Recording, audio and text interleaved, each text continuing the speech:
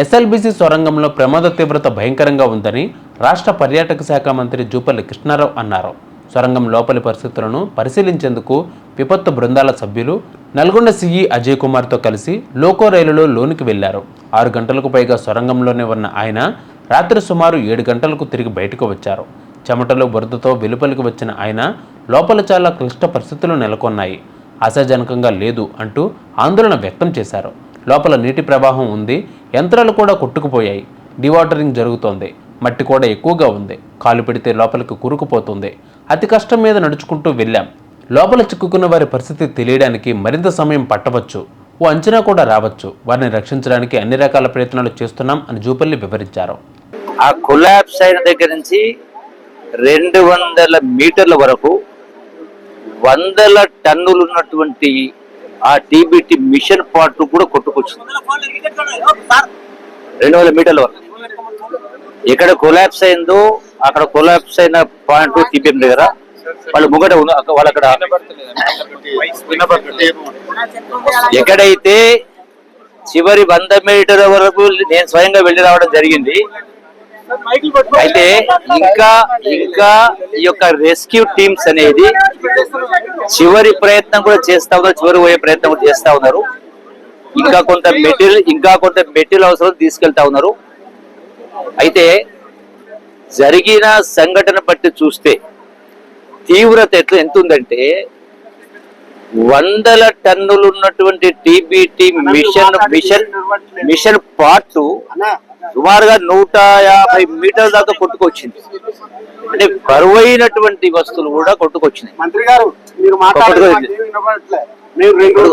అయితే దాంతో పాటు కొట్టుకురావడం జరిగింది. అయితే ఆ మట్టి కూడా 150-200 మీటర్లు ఇక్కడ దాకా వచ్చింది.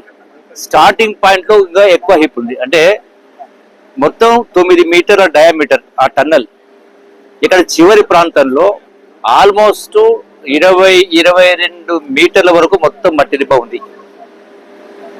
అక్కడి నుంచి డౌన్ వస్తూ 200 మీటర్ల దాకా మట్టి వచ్చి 5 మీటర్లు 6 మీటర్ 7 మీటర్ దాకా మట్టి వచ్చింది. అంటే తీవ్రత అనేది చాలా భయంకరమైనటువంటి తీవ్రత ఉంది. ఇంకా రెస్క్యూ టీమ్స్ అనే వాళ్ళు ఇంకా అక్కడే ఉన్నారు. వాళ్ళకు ఇంకా కొంత అవసరమైనటువంటి సరంజామాలు పంపించేటువంటి ఏర్పాటు చేస్తా ఉన్నాం. బహుశా 1 గంట 2 గంటలు 3 గంటలు పట్టవచ్చు. సో ఆ చివరి దాకా వెళ్తేనే అది తెలుస్తుంది. బట్ తీవ్రత అనేది అంత ఆ స్థాయిలో ఉంది.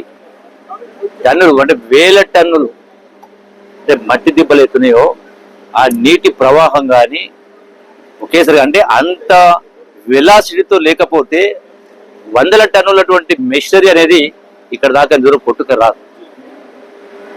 సో చివరి ప్రయత్నంగా జరుగుతూ ఉంది. We have to wait and see for some more time. But chances are not that చెప్పలేము. నేను 13 కిలోమీటర్ల 13 పాయింట్ ఆల్మోస్ట్ అంటే ఒక 100 మీటర్ల దూరం, ఓన్లీ 100 మీటర్స్ మాత్రమే గ్యాప్ ఉంది. చివరి దాకా పోయిన ఓన్లీ 100 మీటర్స్ మాత్రమే గ్యాప్. అంటే తీవ్రత భయంకరంగా ఉంది, మరి చెప్పలేని పరిస్థితి ఉంది. చివరి ప్రయత్నంగా ఇంకా ఆ 100 మీటర్లు కూడా ఎందుకు ఆ 100 మీటర్లు కూడా వెళ్ళడానికి అక్కడ ఉన్నటువంటి ఈ యొక్క డిఫెన్స్ టీమ్స్ కావచ్చు, ఈ యొక్క రెస్క్యూ టీమ్స్ కూడా ఆ ఏర్పాటు చేస్తూనే వాళ్ళకు కొంత ఎక్విప్మెంట్ పంపించడం ఏర్పాటు చేస్తా ఉన్నాం. మెషినరీ లోపలికి వెళ్ళే అవకాశం ప్రస్తుతం లేదు. మెషినరీ వెళ్ళేటువంటి పరిస్థితి లేదు.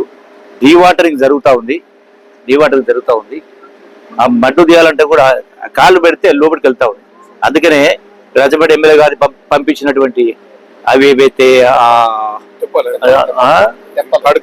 తెప్పాలంటూ కట్టేసి చేసింది కదా, వాటిపైన అవి వేసి ఓదాంతో వేసి నడుచుకుంటా అక్కడ పోవడం జరిగింది. సో ఇంకా కొంత లెంత్ షార్ట్ ఉంది. సో డెఫినెట్ ఎందుకంటే రెస్క్యూ టీమ్స్ ఆపరేషన్ కొనసాగుతా ఉంది. వాళ్ళకు అవసరమైనటువంటి ఇంకా కొంత సరంజామా పంపించడం ఏర్పాటు చేస్తా ఉన్నాము. So it takes some more time. అన్ని రకాల ప్రయత్నాలు చేస్తా ఉన్నాం స్వయంగా, ఎందుకంటే నేనే స్వయంగా చూసిన కాబట్టి.